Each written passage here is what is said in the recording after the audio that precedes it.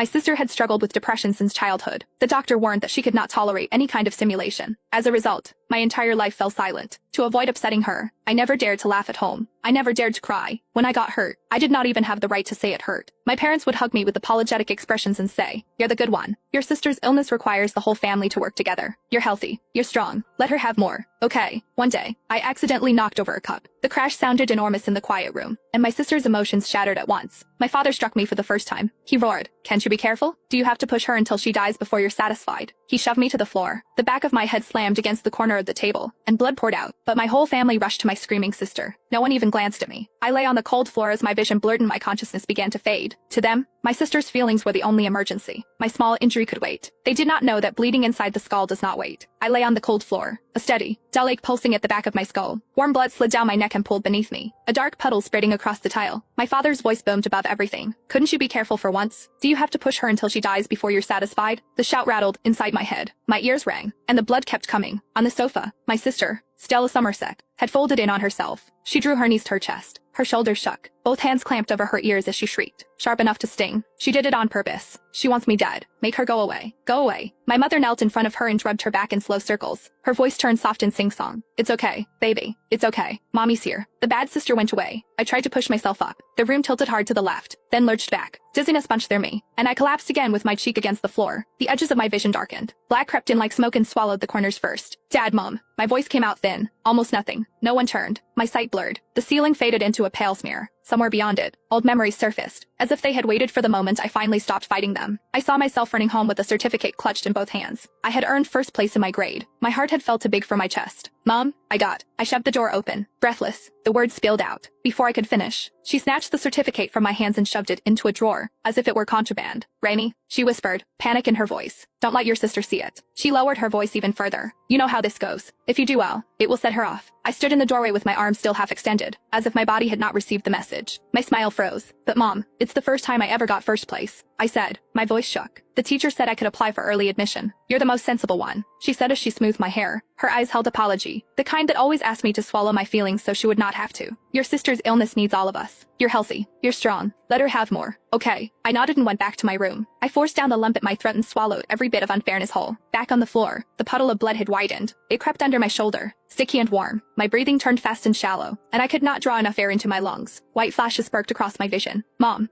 I tried again. This time the word scraped out of me. "It hurts." My mother finally glanced over her shoulder. She frowned as if I had interrupted something important. "Rainey, stop it," she said. "Can't you see your sister is unwell?" "Wait." My sister's screaming spiked even higher. "Make her leave. Make her go away." She grabbed a glass from the coffee table